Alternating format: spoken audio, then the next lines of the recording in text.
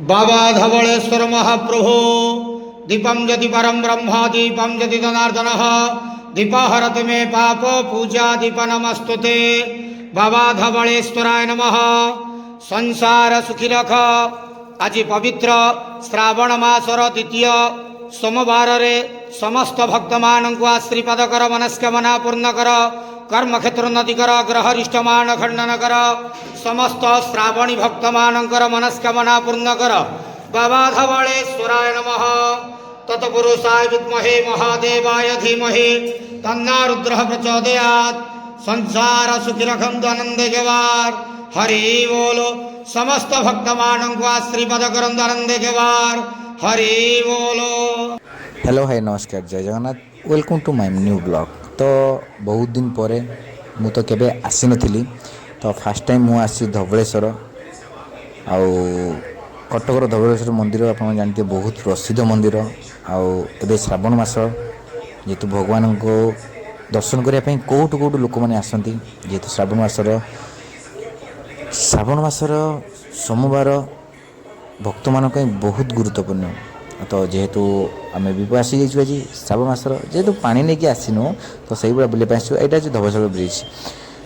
Dhavaleshwar bridge रे तलू को देखिए बहुत सुंदर लगे।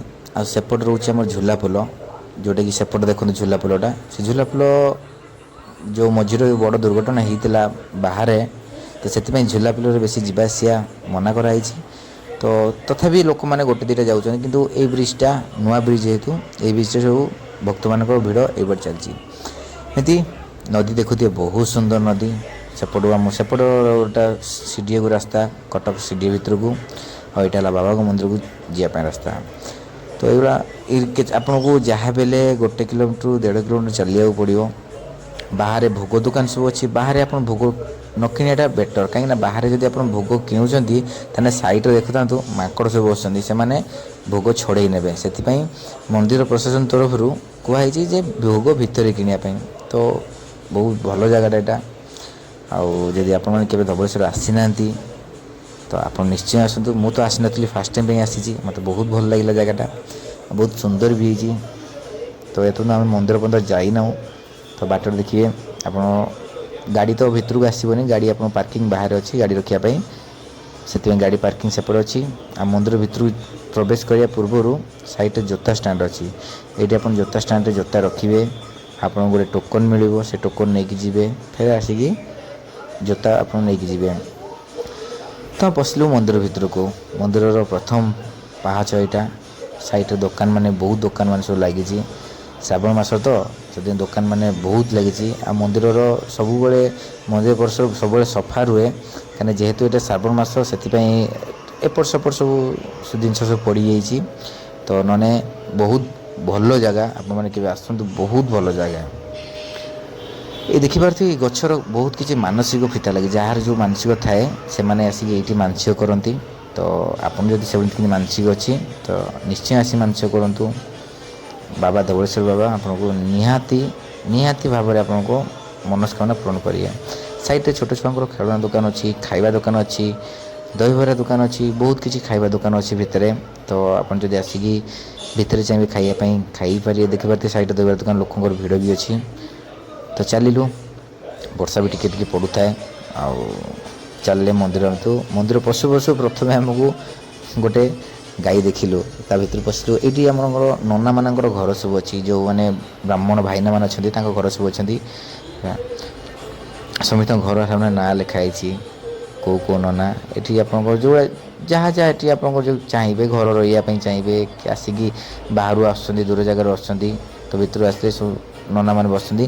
किंतु भाईना मान प्रति देखिए, कहीं भाईना मैंने सबू जगार सब मंदिर भाईना मैंने जानते चंदन टिके लगे लुटि ने, किंतु आमे आम हिसाब से जावा। भोग दुकान खोला अच्छी, ये भोग सब रेट। आम मंदिर भर पशिलु, मंदिर बाहर फास्ट बुलिलु। मंदिर बाहर एत सुंदर लगुता मंदिर।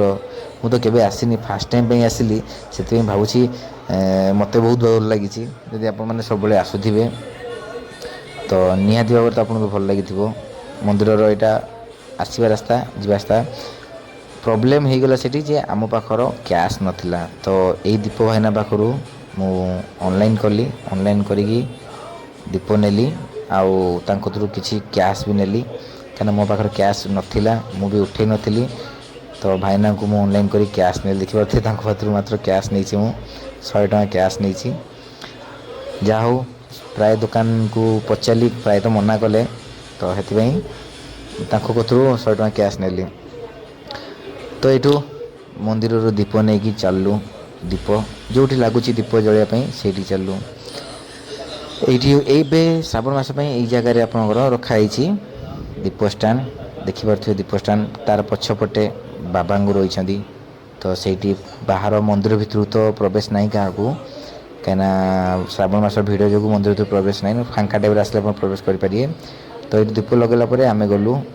बाहर बुलापाई तो दीप स्टैंड दीप लगाऊँ तो जेहेतु मु दीप लगेली मो सांगटा वीडियो शूट करते बहुत माने भितर एत सुंदर लगे पूरा शांति एरिया किसी गोटे साउंड भी नहीं सेठी लोकंर शांतिपूर्ण पूरा भाव आउ भल भल सब कटला चलो दुकान बजार पड़ी छोट छुआ मैंने आसती खेलना फेलना सब सब प्रकार जिनस पड़ी भितर देखिपे दुकान भी बढ़िया सुंदर भोग दुकान गई गलु भोग दुकान ले भोग नेलु भोग नहीं आम बाहरलु मंदिर भितर तो मो सांग जापारे सेठी भाईना गोटे सांगे सांगे हाथ बढ़ेदेले मो सांग भोग देदेला जेहेतु ठीक अच्छे जहाँ तो हो गला चंदन लगेलु लगे आम बाहरलु मंदिर भितर तो ये मो सांग भाईना भोग दे दी भाईना आम डाकुचंदी पछे पछे आम चलू जेहेतु सी आम दर्शन करा ने दर्शन तो एमती भी आप निजे दर्शन करे किंतु आम कौन करिया जेहेतु फास्ट जानी ना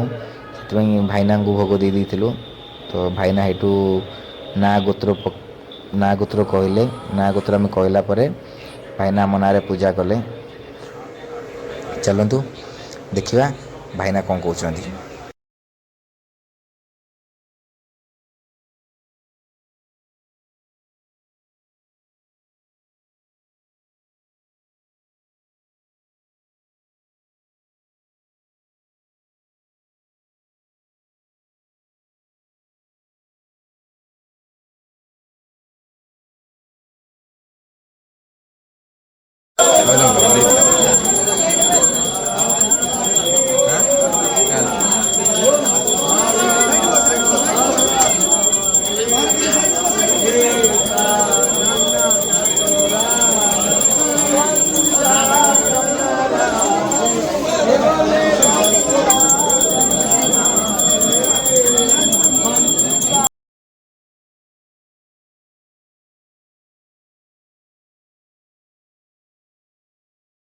यहाँ हूँ बाबा धवलेश्वर मंदिर मेन जोटी बाबा भितर अच्छा आउ गोटे सेपटे कराई जो कहीं भितर को फोन प्रवेश मना तथापि मो सांग वीडियो करते मना कराला तो एति बाट पर्यटन वीडियो आनीचु तो तापर सांग को आउ जन पछाड़ू मना कले जे एपटे फोन एलाउ नहीं बोली तो से आपको देखी पारे सकाଳେ आपको देखी गोटे शॉर्ट्स रे आउ ए वीडियो प्रथम बाबांकर पूरा मूर्ति जो भाया अच्छी बाबा धवलेश्वर पूरा आपको देखी तो अभी आम बाहर चल